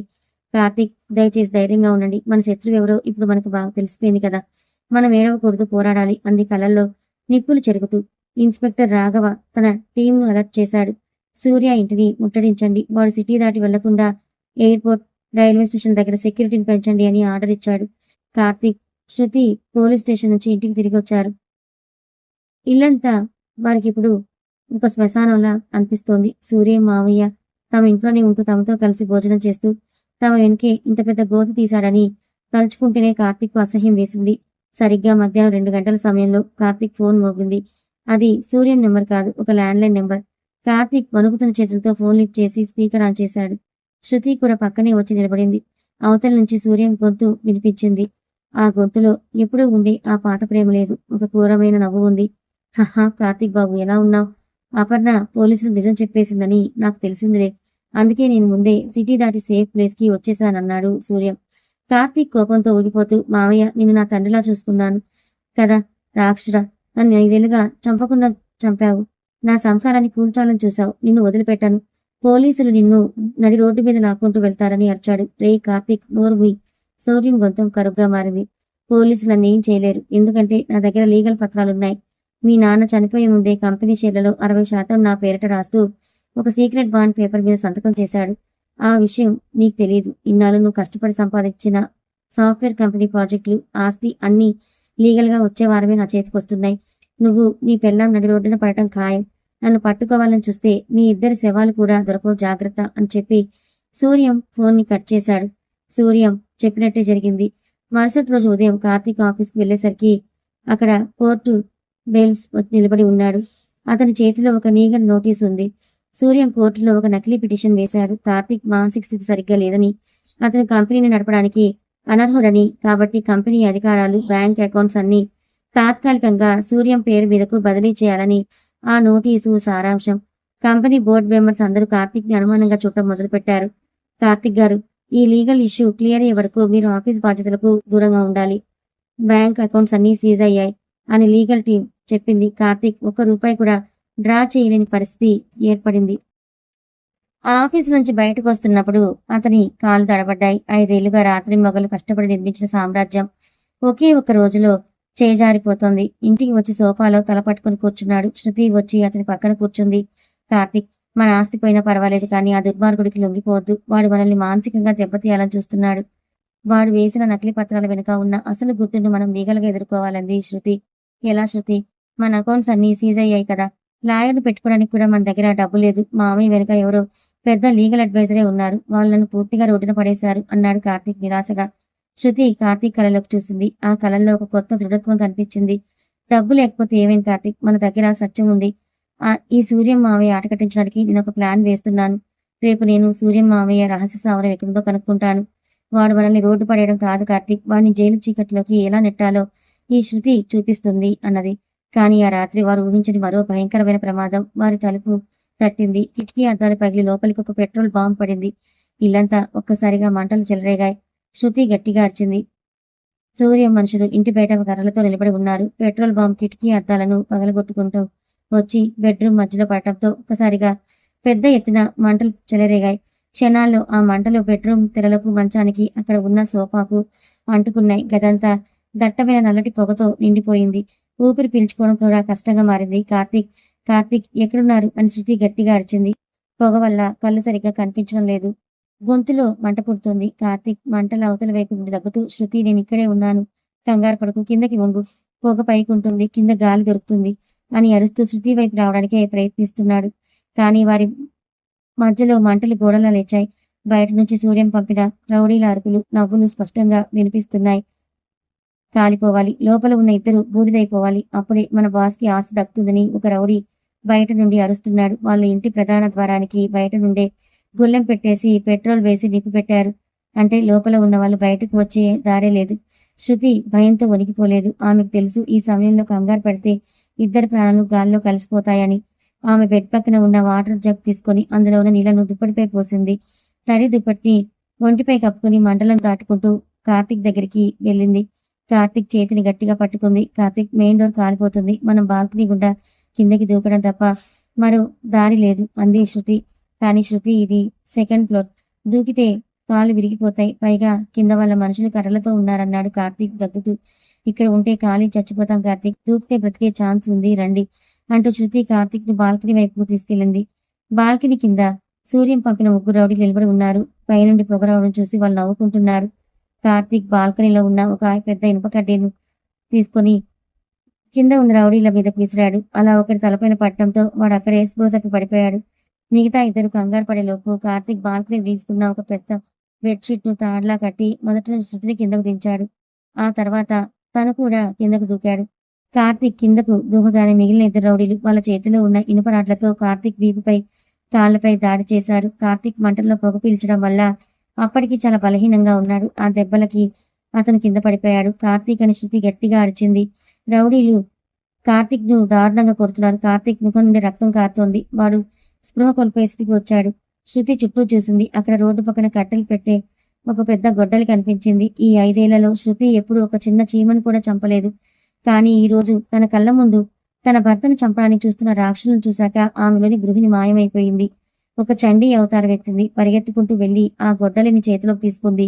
రేయ్, నా భర్త జోలికి వస్తే నరికేస్తా అని గట్టిగా అరుస్తూ ఆ రౌడీ వీపుపై గొడ్డలి వెనుక భాగంతో గట్టిగా బాదింది. ఆ దెబ్బకు వాడు విలవిల్లాడుతూ కింద పడ్డాడు. రెండో వాడు శృతి వైపు రాడెత్తేలోపే శృతి గొడ్డలిని గాల్లోకి లేపి వాడి చేతిపై కొట్టింది. వాడి చేతిలో ఉన్న రాడి కింద పడిపోయింది. వాడు భయంతో, బాబోయ్, ఈమె ఆడది కాదు, దెయ్యం అని అరుస్తూ గాయపడిన తన స్నేహితులను తీసుకుని అక్కడి నుంచి పారిపోయాడు. మంటల్లో కాలిపోతున్న తమ ఇంటి వైపు కింద రక్తపు మడుగులో ఉన్న కార్తీక్ వైపు చూసి శృతి గొడ్డలిని కింద పారేసి కార్తీక్ దగ్గరికి వెళ్లి ఏడవడం మొదలుపెట్టింది. కార్తీక్, కళ్ళు తెరవండి ప్లీజ్, నన్ను వదిలి వెళ్ళకండి అని అరిచింది. అప్పటికే చుట్టుపక్కల ఇళ్లవాళ్ళు లేచి ఫైర్ ఇంజిన్ వాళ్ళకి ఫోన్ చేస్తే ఫైర్ ఇంజిన్ సైరన్ దూరం నుంచే వినిపిస్తోంది. శృతి కళ్ళలోంచి కన్నీళ్లు ఆగిపోయాయి. సూర్యంపై పగ ఆమె గుండెల్లో మంటలా రగుతుంది. సిటీలోని ఒక ప్రైవేట్ హాస్పిటల్ ఐసీయూ బయట శృతి ఒంటరిగా కూర్చునుంది. ఆమె బట్టలన్నీ నల్లటి పొగతో కార్తీక్ రక్తంతో తడిసిపోయి ఉన్నాయి. డాక్టర్ బయటకు వచ్చాడు. అతని ముఖం చాలా సీరియస్ గా ఉంది. సార్, నా భర్త ఎలా ఉన్నారు అని శృతి ఆశగా అడిగింది. డాక్టర్ తలదించుకుని, చూడండమ్మా, కార్తీక్ గారి తలకి గట్టి దెబ్బ తగిలింది. దానికి తోడు దట్టమైన కార్బన్ మోనాక్సైడ్ పొగను పీల్చడం వల్ల ఊపిరితిత్తులు దెబ్బతిన్నాయి. ప్రస్తుతం ఆయన కోమాలోకి వెళ్లే ప్రమాదం ఉంది. వచ్చే 48 గంటలు మనం ఏమీ చెప్పలేం. మీరు ధైర్యంగా ఉండాలి అని చెప్పి వెళ్ళిపోయాడు. శృతి ఐసీయూ బయట కిటికీ అద్దాల గుండా లోపలికి చూస్తూ ఉంది. కార్తీక్ అన్ని వైపులా పైపులు మిషన్ పెట్టున్నాయి. ఎప్పుడు నవ్వుతూ తనని ఆట పట్టించే భర్త ఈ రోజు శవమై నిద్రపోతున్నట్టు పడుకున్నాడు. శృతి గుండె పగిలిపోయింది. కానీ ఆమె ఏడవలేదు. కన్నీళ్లను గట్టిగా తుడుచుకుంది. కార్తీక్, నీకేం కాదు. నిన్ను ఈ స్థితికి తెచ్చిన ఆ సూర్యం మావే నేను బ్రతకనివ్వను. వాడు మన ఆస్తిని, కంపెనీని దక్కించుకోవాలని చూస్తున్నాడు కదా. వాడు 1 రూపాయి కూడా ముట్టుకోకుండా వాడి నడి రోడ్డుపై నిలబెట్టి జైలు చీకట్లోకి నెట్టే వరకు ఈ శృతి నిద్రపోదు. ఇదే నా శపథం అని మనసులోనే భీకరంగా ప్రతిజ్ఞ చేసుకుంది. శృతి హాస్పిటల్ నుంచి నేరుగా ఇన్స్పెక్టర్ రాఘవ్కు ఫోన్ చేసింది. సార్, సూర్యం మమ్మల్ని చంపడానికి ప్రయత్నించాడు. నా ఇల్లు తగలబెట్టాడు. కార్తీక్ హాస్పిటల్లో చావు బతుకుల మధ్య ఉన్నాడు. సూర్యం లొకేషన్ దొరికిందా సార్ అని అడిగింది. శృతి గారు, సూర్యం చాలా తెలివైనవాడు. వాడు తన ఫోన్ స్విచ్ ఆఫ్ చేశాడు. వాడు ఎక్కడున్నాడో క్లూ దొరకడం లేదు. కానీ వాడు కోర్టులో వేసిన పిటిషన్ ప్రకారం వచ్చే వారం కంపెనీ బోర్డు మీటింగ్ కి వాడు లీగల్ గా అటెండ్ అవ్వాలి. అప్పటి వరకు వాడు బయటకు రాడు అన్నాడు రాఘవ నిస్సహాయంగా. వాడు రావడం కాదు సార్, వాడే బయటకు వచ్చేలా నేను చేస్తానంది శృతి. శృతి సూర్యం ఇంటికి వెళ్ళింది. అక్కడ సూర్యం భార్య భయంతో వణుకుతూ కూర్చొనుంది. శృతిని చూడగానే, అమ్మా శృతి, నా మొగుడు తప్పు చేశాడు. మిమ్మల్ని చంపాలని చూశాడు. నన్ను ఏం చేయకు తల్లి అంది కాళ్ళపై పడబోతూ. శృతి ఆమెను లేపి, అత్తయ్య, మీ మీద నాకు ఎలాంటి కోపం లేదు. మీ వారు ఎక్కడున్నారో మీకు తెలుసా అని అడిగింది. నాకు తెలియదమ్మా. వాడేదో సీక్రెట్ ఫామ్ హౌస్ లో ఉన్నాడు. కానీ రోజు రాత్రి వాళ్ళ డ్రైవర్ రాజు ఇక్కడికి వచ్చి మామయ్యకి కావాల్సిన బట్టలు, మందులు తీసుకెళ్తున్నాడు అంది మేనత. శృతి కళలో ఒక వింతైన మెరుపు మెరిసింది. రాజు వస్తున్నాడా? అయితే అతను దొరికినట్టే అంది శృతి. ఆ రోజు రాత్రి 10 గంటల సమయంలో డ్రైవర్ రాజు సూర్యం ఇంటికొచ్చాడు. బట్టల బ్యాగ్ తీసుకొని కారు దగ్గరికి వెళ్తుండగా చీకట్లోంచి శృతి చేతిలో ఒక పదునైన చాకు పట్టుకుని అతని ముందుకొచ్చింది. రాజు భయంతో వెనక్కి అడుగులు వేశాడు. రాజు, నువ్వు సూర్యం దగ్గర 5 ఏళ్లుగా పనిచేస్తున్నావు. వాడు చేసిన పాపాలని నీకు తెలుసు. ఇప్పుడు వాడు నా భర్తను చంపాలని చూశాడు. నువ్వు వాడికి సాయం చేస్తే నిన్ను కూడా మర్డర్ కేసులో ఏటు ముద్దాయిగా పోలీసులు జైల్లో పెడతారు. నీ పెళ్ళాం పిల్లలు రోడ్డున పడతారు. నీకు జైలు కావాలా, లేక నేను అడిగిన దానికి సాయం చేస్తావా అంది శృతి చాకును అతని గొంతుకు దగ్గరగా పెడుతూ. రాజు వణికిపోతూ కింద కూర్చున్నాడు. అమ్మా, మేడం, నాకు ఎలాంటి సంబంధం లేదు. సూర్యం గారే నన్ను బెదిరించి ఆ పని చేయిస్తున్నారు. ఆయన ఎక్కడున్నారో నేను చెప్తాను. నన్ను పోలీసులు పట్టించకండి అన్నాడు. సరే, ఇప్పుడు నేను చెప్పినట్టు చెయ్యి అంటూ శృతి రాజుకి ఒక ప్లాన్ వివరించింది. మరుసటి రోజు ఉదయం సూర్యం ఉన్న రహస్య ఫామ్ హౌస్ కు డ్రైవర్ రాజు వెళ్ళాడు. అతని వెనుక ఒక లగ్జరీ కారులో శృతి కూడా వెళ్ళింది. సూర్యం ఫామ్ హౌస్ లో ఒక సోఫాలో కూర్చొని హ్యాపీగా మందు తాగుతున్నాడు. టీవీలో కార్తీక్ ఇల్లు తగలబడిన వార్తలు వస్తున్నాయి. ఆహా, కార్తీక్ గాడు చావు బతుకుల మధ్య ఉన్నాడట. ఇక వచ్చే వారం కంపెనీ నా చేతికొస్తుంది అని సూర్యం తన పక్కనున్న వ్యక్తితో అంటున్నాడు. ఆ పక్కన కూర్చున్న వ్యక్తి ఎవరో చూసిన శృతికి, ఫామ్ హౌస్ కిటికీ గుండా చూస్తున్న శృతికి ఒక్కసారిగా మైండ్ బ్లాక్ అయింది. అక్కడ కూర్చొని సూర్యంతో కలిసి మందు తాగుతున్నది మరెవరో కాదు, కార్తీక్ ప్రాణ స్నేహితుడు. అతని సాఫ్ట్వేర్ కంపెనీకి 50% బిజినెస్ పార్ట్నర్ అయిన విక్రమ్. విక్రమ్ క్రూరంగా నవ్వుతూ సూర్యంతో అంటున్నాడు. సూర్యం గారు, కార్తీక్ గారిని చంపే ప్లాన్ సూపర్. వాడు హాస్పిటల్లో చనిపోగానే వాడి భార్య శృతి దిక్కులేందవుతుంది. అప్పుడు నేను కంపెనీ షేర్లను లీగల్ గా నా పేరిట మార్చేసుకుంటాను. నీకు మీ 60% ఆస్తి దక్కుతుంది, నాకు కంపెనీ దక్కుతుంది. మన ఇద్దరు డీల్ సక్సెస్ అన్నాడు. శృతికి ఒక్కసారిగా గుండె ఆగినంత పని అయ్యింది. అపర్ణను వాడుకుంది కేవలం సూర్యం మాత్రమే కాదు, ఈ విక్రమ్ కూడా. కార్తీక్ తన ప్రాణం కంటే ఎక్కువగా నమ్మిన స్నేహితుడే తన వెనుక నుండి వెన్నుపోటు పొడిచాడు. శృతి తన కోపాన్ని అంచుకుంది. విక్రమ్, నువ్వు నా భర్త చేసిన ద్రోహానికి నిన్ను నడి రోడ్డుపై ఉరి తీర్చిపోతే నా పేరు శృతే కాదు అని మనసులోనే అనుకుంది. ఆమె వెంటనే తన ఫోన్ తీసి వాళ్ళిద్దరు మాట్లాడుకుంటున్న ప్రతి మాటను, ఆస్తి పంచుకుంటున్న ఆ దృశ్యాలను క్లియర్ గా వీడియో రికార్డ్ చేసింది. కానీ అంతలోనే శృతి కాలు పక్కనే ఉన్న ఒక ఎండిపోయిన కొమ్మపై పడటంతో టక్ అనే శబ్దం వచ్చింది. ఆ శబ్దానికి విక్రమ్, సూర్యం ఇద్దరు అలర్ట్ అయ్యారు. ఎవరక్కడ అని అరుస్తూ విక్రమ్ చేతిలో గన్ పట్టుకుని బయటికి కిటికీ వైపుకి వచ్చాడు. ఆ ఎండిపోయిన కొమ్మ విరిగిన శబ్దానికి ఫామ్ హౌస్ లో ఉన్న విక్రమ్, సూర్యం ఒక్కసారిగా అలర్ట్ అయ్యారు. విక్రమ్ చేతిలో ఉన్న బ్లాక్ మెటల్ రివాల్వర్ ను గట్టిగా పట్టుకుని కిటికీ వైపే అడుగులు వేశాడు. అతని కళ్ళల్లో క్రూరత్వం స్పష్టంగా కనిపిస్తోంది. కిటికీ అవతల వైపు చీకట్లో పొదల్లో దాక్కున్న శృతి గుండె వేగంగా కొట్టుకుంటోంది. ఆమె శ్వాసను కూడా గట్టిగా పీల్చకుండా చేతిలో ఉన్న ఫోన్ను గుండెలకు హత్తుకొని నిశ్శబ్దంగా ఉండిపోయింది. ఒకవేళ ఇప్పుడు తను దొరికిపోతే ఆ వీడియో సాక్ష్యం నాశనం అవడే కాకుండా హాస్పిటల్ చావు బతుకుల మధ్యలో ఉన్న కార్తీక్ ను కాపాడేవారు ఎవరు ఉండరు. విక్రమ్ కిటికీ తెరిచి బయటకు చూశాడు. చీకటిగా ఉన్న తోటలో ఏమీ కనిపించలేదు. ఎవరక్కడ, బయటకు రా అని గట్టిగా అరిచాడు. సరిగ్గా అదే సమయంలో శృతి ముందే ప్లాన్ చేస్తున్నట్టుగా డ్రైవర్ రాజు కారు హారన్ను గట్టిగా 2 సార్లు మోగించాడు. ఆ శబ్దానికి విక్రమ్ దృష్టి మళ్ళింది. సూర్యం లోపల నుంచి అరిచాడు. విక్రమ్, అది రాజుగాడి కారు పార్క్ చేస్తున్నట్టున్నాడు. నువ్వేదో భ్రమపడుతున్నావు. లోపలికి వచ్చి రింగ్ చెయ్యి అన్నాడు. విక్రమ్ కిటికీ తలుపులు గట్టిగా వేసేసి లోపలికి వెళ్ళిపోయాడు. ఉష్ అని శృతి ఊపిరి పీల్చుకుంది. మెల్లగా పొదల్లోంచి బయటకు వచ్చి తోట వెనుక వైపు నుండి పారిపోయి రాజు ఉన్న కార్ దగ్గరికి చేరుకుంది. ఆమె ముఖం చెమటలతో తడిచిపోయిన కళ్ళలో మాత్రం ఒక పెద్ద యుద్ధాన్ని గెలిచిన కాంతి ఉంది. ఎందుకంటే ఆమె ఫోన్లో ఇప్పుడు సూర్యం, విక్రమ్ ఇద్దరి నరరూప రక్షత్వానికి సంబంధించిన పక్కా వీడియో సాక్ష్యం ఉంది.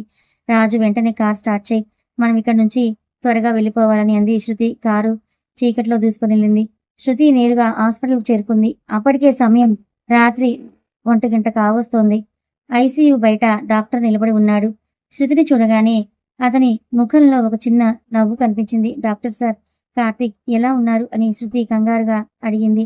శృతి గారు, ఇది నిజంగా ఒక మిరాకిల్. వచ్చే 48 గంటలు చాలా క్రిటికల్ అన్నాను కదా, కానీ కార్తీక్ గారి బాడీ ట్రీట్మెంట్ కి చాలా బాగా రెస్పాండ్ అయ్యింది. ఆయన కోమా ప్రమాదం నుంచి బయటపడ్డారు. ఇప్పుడే కళ్ళు తెరిచారు. మిమ్మల్ని కలవాలని అడుగుతున్నారు, వెళ్ళండి అన్నాడు డాక్టర్. శృతి కళ్ళలోంచి ఆనంద బాష్పాలు రాలాయి. ఆమె మెల్లగా ఐసీయూ లోపలికి నడిచింది. బెడ్ మీద కార్తీక్ నీరసంగా పడుకునున్నాడు. ముఖానికి ఆక్సిజన్ మాస్క్ ఉంది. శృతిని చూడగానే అతని కళ్ళల్లో కాంతి వచ్చింది.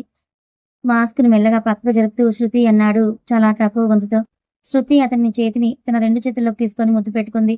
కార్తీక్, మాట్లాడకండి, మీరు సేఫ్గా ఉన్నారు. మన ఇంటిని తగలబెట్టిన ఆ సూర్యం మావయ్యను నేను వదిలిపెట్టలేదు. వాడి రహస్య స్థారం కనుక్కున్నాను అని అంది. కార్తీక్ కళ్ళలో నీరు తిరిగాయి.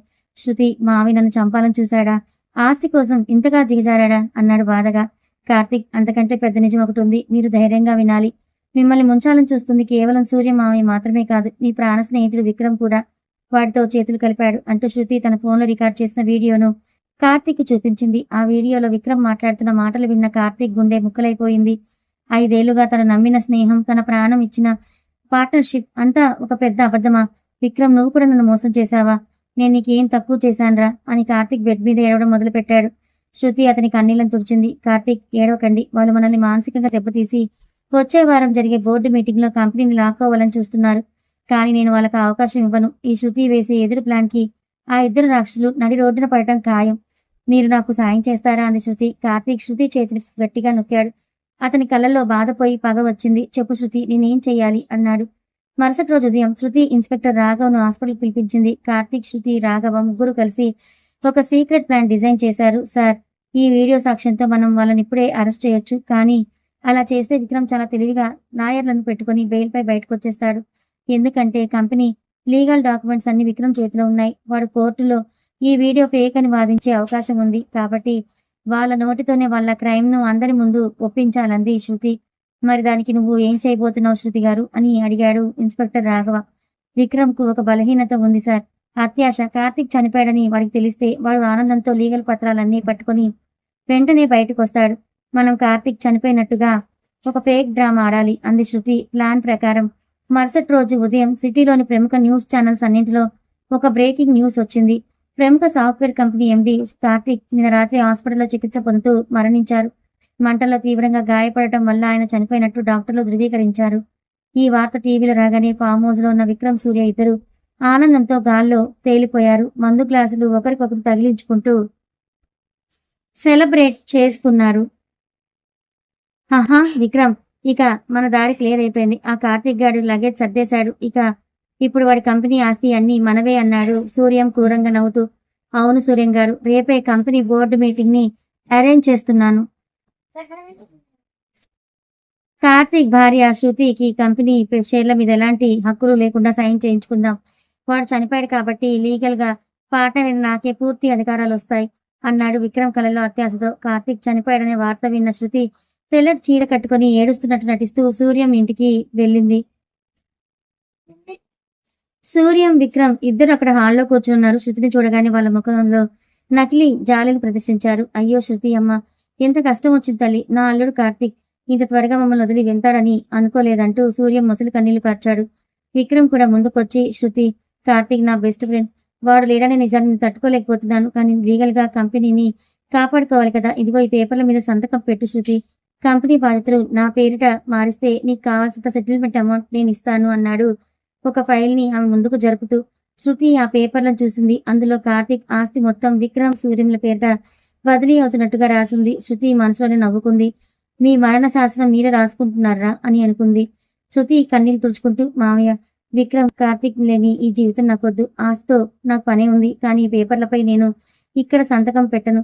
రేపు ఉదయం 11 గంటలకి కంపెనీ బోర్డు మీటింగ్ ఉంది కదా. బోర్డు మెంబర్స్ అందరి ముందు, మీడియా ముందు నేను ఈ ఆస్తిని మీకు రాసిస్తాను. అప్పుడే కార్తీక్ ఆత్మకు శాంతి కలుగుతుంది అంది శృతి చాలా ఎమోషనల్ గా నటిస్తూ. విక్రమ్, సూర్యం ఇద్దరు ఒకరి ముఖాలు ఒకరు చూసుకున్నారు. సరే శృతి, నువ్వు చెప్పినట్టే రేపు బోర్డు మీటింగ్ లోనే ఫార్మాలిటీస్ అన్ని ముగిద్దాం అన్నాడు విక్రమ్ ఆనందాన్ని లోపల దాచుకుంటూ. శృతి అక్కడి నుంచి బయటకు నడిచింది.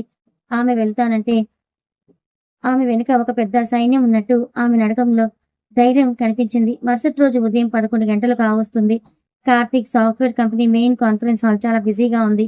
బోర్డు మెంబర్స్ అందరూ బ్లాక్ సూట్లలో కూర్చొని ఉన్నారు. హాల్ వైపు వెనుక వైపు మీడియా ప్రతినిధులు కూడా ఉన్నారు. విక్రమ్ ఎండీ కుర్చీలో కూర్చునున్నాడు. అతని పక్కనే సూర్యం చాలా గర్వంగా నిలబడ్డాడు. శృతి తెల్లటి చీరలో లోపలికి వచ్చి ఒక కుర్చీలో కూర్చుంది. విక్రమ్ లేచి నిలబడి, రెస్పెక్టెడ్ బోర్డు మెంబర్స్, మన కంపెనీ ఎండీ కార్తీక్ గారు అకాల మరణం చెందారు. ఆయన భార్య శృతి గారు కంపెనీ బాధ్యతలను, షేర్లను లీగల్ గా నా పేరిట బదిలీ చేయడానికి అంగీకరించారు. శృతి గారు ప్లీజ్ వచ్చి డాక్యుమెంట్ ఫైల్ మీద సైన్ చేయండి అని అన్నాడు చాలా పొలైట్ గా. శృతి మెల్లిగా లేచి టేబుల్ దగ్గరికి వచ్చింది. పెన్ చేతిలోకి తీసుకుంది. విక్రమ్, సూర్యుల కళ్ళల్లో గెలుపు నవ్వులు కనిపిస్తున్నాయి. శృతి పెన్ పేపర్ మీద పెట్టబోయి ఒక్కసారిగా ఆగిపోయింది. పెన్ కింద పడేసి గట్టిగా నవ్వింది. ఆ నవ్వుని చూసి విక్రమ్ సూర్యంలో ముఖాల్లో రంగులు మారాయి. ఏమేం శృతి, ఎందుకు నవ్వుతున్నావు? సంతకం పెట్టన్నాడు సూర్యం కంగారుగా. సంతకమా? ఎవరి ఆస్తి ఎవరికి రాసివ్వాలి? నా భర్తను చంపాలని చూసిన మీ ఇద్దరి రాక్షసులుగా అంది శృతి గంభీరంగా. శృతి, ఏం మాట్లాడుతున్నావు? కార్తీక్ నా ఫ్రెండ్. వాడు చనిపోతే మేమేదో నీకు సాయం చేయాలని చూస్తుంటే మా మీదే నిందలు వేస్తున్నావా? సాక్ష్యం ఏంటి అని విక్రమ్ గట్టిగా అడిచాడు. సాక్ష్యం కావాలా విక్రమ్? ఇదిగో సాక్ష్యం అంటూ శృతి కాన్ఫరెన్స్ హాల్లోని ఒక పెద్ద ప్రొజెక్టర్ స్క్రీన్ ను ఆన్ చేసింది. స్క్రీన్ మీద విక్రమ్, సూర్యం ఇద్దరు ఫామ్ హౌస్ లో కూర్చొని కార్తీక్ ను చంపినందుకు సెలబ్రేట్ చేసుకుంటున్న పూర్తి వీడియో ఆడియోతో సహా అందులో ప్లే అయింది. బోర్డు మెంబర్స్ అందరూ ఒక్కసారిగా షాక్ అయ్యారు. మీడియా కెమెరాలు క్లిక్ అంటూ వాళ్ళ ముఖాలను రికార్డ్ చేయడం మొదలుపెట్టాయి. విక్రమ్ ముఖం తెల్లబడిపోయింది. ఇది ఫేక్ వీడియో, ఈ వీడియో నమ్మకండని అరిచాడు. సరే, ఈ వీడియో ఫేక్ వీడియో కావచ్చు విక్రమ్, మరి ఈ సాక్ష్యం కూడా ఫేకేనా అంది శృతి మెయిన్ డోర్ వైపే చూపిస్తూ. కాన్ఫరెన్స్ హాల్ మెయిన్ డోర్ తెరుచుకుంది. లోపలికి నడుచుకుంటూ వచ్చింది మరెవరో కాదు, చనిపోయాడనుకున్న కార్తీక్. అతని వెనుక ఇన్స్పెక్టర్ రాఘవ తన పోలీస్ ఫోర్స్ తో లోపలికి వచ్చాడు. కార్తీక్ ను బ్రతికుండగా చూసిన విక్రమ్ సూర్యంల కాళ్ళు వణికిపోయాయి. భూమి బద్దలైనంత పనయింది. చనిపోయాడనుకున్న కార్తీక్ సూట్ వేసుకొని గంభీరమైన నడకతో కాన్ఫరెన్స్ హాల్లో అడుగు పెట్టేసరికి అక్కడ ఉన్న 100 మంది బోర్డు మెంబర్లకు, మీడియా ప్రతినిధులకు నోట మాట రాలేదు. కెమెరాల ఫ్లాష్ లైట్లు ఒక్కసారిగా కార్తీక్ ముఖంపై మెరిశాయి. విక్రమ్ సూర్యం ఇద్దరు దెయ్యాన్ని చూసినట్టుగా కుర్చీలోంచి వెనక్కి పడిపోయారు. వాళ్ళ చేతులు కాళ్ళు వణకడం స్పష్టంగా కనిపిస్తుంది. కార్తీక్ నేరుగా విక్రమ్ కూర్చున్న ఎండి కుర్చీ దగ్గరికే వచ్చాడు. టేబుల్ పై 2 చేతులు ఆనించి విక్రమ్ కళ్ళలోకి నేరుగా చూస్తూ నిశ్శబ్దంగా నవ్వాడు. ఆ నవ్వు విక్రమ్ గుండెల్లో వణుకు పుట్టించింది. ఏంట్రా విక్రమ్, నేను చనిపోయానని చాలా హ్యాపీగా సెలబ్రేట్ చేసుకున్నావు కదా? నా శవం మీద సంతకాలు పెట్టించుకుని ఈ సామ్రాజ్యాన్ని దోచేయాలి అనుకున్నావా? నా తండ్రి లాంటి మామయ్యను తోడు పెట్టుకుని నా ఇల్లు తగలబెట్టించావు. నేను నీకేం తక్కువ చేశాన్రా అని కార్తీక్ గంభీరమైన గొంతుతో అడిగాడు. ఆ గొంతులో కోపం కంటే కూడా నమ్మిన స్నేహితుడు చేసిన ద్రోహం తాలూకు బాధ ఎక్కువగా వినిపించింది. కార్తీక్, వాడు చనిపోలేదు సూర్యం గారు. టీవీలో వార్తలు వచ్చాయి కదా, మరి వీడలా ఇక్కడికి వచ్చాడు అని విక్రమ్ పిచ్చిపట్టిన వాళ్ళ సూర్యం వైపే చూస్తూ అరిచాడు. శృతి ముందుకొచ్చి, విక్రమ్, నా భర్తను చంపడం అంత సులువు కాదు. టీవీలో వచ్చిన వార్త నేను ఇన్స్పెక్టర్ రాఘవ్ గారు కలిసి ఆడిన నాటకం. మీ ఇద్దరు లీగల్ పత్రాలతో సహా అందరి ముందు దొరికిపోవాలని నేను ఆ అబద్ధాన్ని సృష్టించాను. నీ పాపం పండింది. ప్రొజెక్టర్ మీద ఉన్న వీడియో మీ ఇద్దరిని జీవితాంతం జైల్లో ఉంచడానికి సరిపోతుంది అన్నది సింహంలా నిలబడి. ఇన్స్పెక్టర్ రాఘవ తన చేతిలో ఉన్న బేడీలను చూపిస్తూ, విక్రమ్, సూర్యం, మీ ఇద్దరి ఆట ముగిసింది. Murder attempt, legal fraud, cheating కేసులో మిమ్మల్ని అరెస్ట్ చేస్తున్నాను. సైలెంట్ గా లొంగిపోండి అన్నాడు. కానీ విక్రమ్ అంత సులభంగా లొంగిపోయే వ్యక్తి కాదు. అత్యాశ, పగ అతని కళ్ళను కప్పేశాయి. నేను జైలుకు వెళ్ళను, నన్ను ఎవరు ఏం చేయలేరని గట్టిగా అరుస్తూ అతని కోట్ జేబుల నుంచి రివాల్వర్ ని బయటికి తీశాడు. ఒక్కసారిగా కాన్ఫరెన్స్ హాల్లో ఉన్న బోర్డు మెంబర్స్, మీడియా వాళ్ళు భయంతో కేకలు వేస్తూ బయటికి పరిగెత్తడం మొదలుపెట్టారు. హాల్ అంతా గందరగోళంగా మారింది. విక్రమ్ ఆ గన్ను నేరుగా కార్తీక్ వైపు గురిపెట్టాడు. కార్తీక్, నిన్ను ఆ రోజు మంటల్లోనే చంపేయాల్సింది. బ్రతికి వచ్చి నా లైఫ్ నాశనం చేస్తావా? ఇప్పుడే నిన్ను ముగించేస్తా అని ట్రిగ్గర్ నొక్కపోయాడు. కానీ సరిగ్గా అదే క్షణంలో శృతి కార్తీక్ అని అరుస్తూ కార్తీక్ ముందుకు తప్పుకుంది. కానీ విక్రమ్ గన్ను కార్తీక్ వైపు నుంచి తిప్పి తన పక్కనే చూస్తున్న మావయ్య సూర్యం వైపు గురిపెట్టాడు. థర్డ్ మని పెద్ద శబ్దం వినిపించింది. తుపాకీ బుల్లెట్ సూర్యం గుండెల నుంచి దూసుకెళ్ళింది. సూర్యం కళ్ళు పెద్దవి చేసి, విక్రమ్, నన్నే ముంచుతావా అని అరుస్తూ రక్తపు మడుగులో కింద పడిపోయాడు. ఆస్తి కోసం సొంత మేనలను చంపాలని చూసిన సూర్యం తను నమ్మిన భాగస్వామి చేతిలోనే నమ్మక ద్రోహానికి గురై ప్రాణాలు కోల్పోయాడు. ప్రకృతి తన న్యాయాన్ని అలా తీర్చుకుంది. ఆ గందరగోళాన్ని వాడుకొని విక్రమ్ వెనక్కి తిరిగి శృతి చేయి పట్టుకుని గట్టిగా లాగాడు. గన్ని శృతి తలపై పెట్టాడు. ఎవరు ముందుకు రాకండి రాఘవ, గన్ కింద పడే, లేదంటే ఈ శృతి తల పగిలిపోతుంది అని అరిచాడు. అప్పుడే శృతి కార్తీక్ వైపు చూసింది. కార్తీక్ ఆమెకు సైగ చేశాడు. ఆ సైగను అర్థం చేసుకున్న శృతి విక్రమ్ రాఘవ్ గారితో మాట్లాడుతూ ఉన్నప్పుడు అతని కాలు మీద గట్టిగా తన కాలుతో తొక్కింది. విక్రమ్ ఊహించని ఆ పరిణామానికి ఒక్కసారిగా తొట్రుపాటుకు గురై పెద్దగా అరిచాడు. అప్పుడే కింద పడిన గన్ తీసుకుని కార్తీక్ విక్రమ్ తలకి గురిపెట్టి షూట్ చేశాడు. దాంతో విక్రమ్ కథ అక్కడితో ముగిసిపోయింది. కార్తీక్ శృతిని గట్టిగా కౌగిలించుకున్నాడు. ఇద్దరి కళ్ళలోంచి కన్నీళ్లు ఆగడం లేదు. శృతి, నిన్ను కాపాడుకున్నాను, మనల్ని ఇబ్బంది పెట్టే శత్రులంతా అంతమైపోయారు అన్నాడు కార్తీక్ ఊపిరి పీల్చుకుంటూ అన్ని కష్టాలు ముగిశాయి. శత్రువులందరికీ లీగల్గా తగిన శిక్ష పడింది. కంపెనీ ఆస్తి 200 కోట్లని సురక్షితంగా ఉన్నాయి. కంపెనీ బోర్డు మెంబర్స్ అందరూ కార్తీక్ ని మళ్లీ ఎండీగా గౌరవంగా ఆహ్వానించారు. కానీ కార్తీక్ ఇప్పుడు ఆ పదవుల కంటే కూడా తన భార్య శృతి ప్రేమ చాలా ముఖ్యం. ఒక వారం తర్వాత ఒక అందమైన సాయంత్రం అంతా ఎర్రటి రంగుతో చాలా ఆహ్లాదకరంగా ఉంది. కార్తీక్, శృతి ఇద్దరూ ఒక కొత్త ప్రపంచాంతమైన విల్లా బాల్కనీలో కూర్చునున్నారు. పాత ఇల్లు కాలిపోయిన వాళ్ళు తమ ప్రేమతో ఒక కొత్త నందనవనాన్ని నిర్మించుకున్నారు. చల్లటి గాలి వీస్తోంది. దూరంగా ఉన్న చెట్లపై పక్షులు తమ గూళ్లకు చేరుకుంటున్నాయి. వాతావరణం అంతా కథ మొదటి ఎపిసోడ్లో ఉన్నట్లే ఎంతో ప్రశాంతంగా అందంగా ఉంది. కార్తీక్ వేడివేడి కాఫీ కప్పులను తెచ్చి ఒక కప్పు శృతి చేతికిచ్చాడు. శృతి పక్కనే కూర్చొని ఆమె చేతిని తన చేతుల్లోకి తీసుకున్నాడు. అతని కళ్ళల్లో ఒక వింతైన ప్రశాంతత, అమితమైన ప్రేమ ఉన్నాయి. శృతి, ఈ 5 ఏళ్లలో నా వెనుక ఇంత పెద్ద తుఫాన్ ఉందని నాకు తెలియదు. నన్ను చంపడానికి నా సొంత మామయ్య ఫ్రెండ్స్ అందరూ ప్లాన్ చేశారు. కానీ నా వెనుక నువ్వు ఒక కొండలా నిలబడ్డావు. నిన్ను నా భార్యగా పొందడం నా పూర్వజన్మ సుకృతం శృతి. నువ్వు లేకపోతే ఈ రోజు కార్తీక్ లేడు అన్నాడు. కార్తీక్ గొంతు వణుకుతుండగా కళ్ళల్లో నీళ్లు తిరిగాయి. శృతి కాఫీ కప్పు పక్కన పెట్టి కార్తీక్ భుజంపై ప్రేమగా తలవాల్చింది. కార్తీక్, పెళ్లి రోజున 7 అడుగులు వేసేటప్పుడు సుఖదుఖాల్లో తోడుంటానని ప్రమాణం చేశాను. భార్యాభర్తల బంధం అంటే కేవలం కలిసి నవ్వడం కాదు కార్తీక్. కష్టాల తుఫాను వచ్చినప్పుడు ఒకరికొకరు రక్షణగా నిలబడటం. మన మధ్య ఉన్న నమ్మకం, ప్రేమే మనల్ని ఈ రోజు గెలిపించాయి. ఇక మన జీవితంలో ఎలాంటి తుఫాన్లు రావు. అంతా ప్రశాంతంగా సాగిపోతుంది అంది శృతి ఎంతో పరిణతితో. కార్తీక్ శృతి నుదుటిపై ఒక మధురమైన ముద్దు పెట్టాడు. ఇద్దరూ కలిసి ఆ సూర్యాస్తమయాన్ని చూస్తూ ప్రశాంతంగా కాఫీ తాగడం మొదలుపెట్టారు.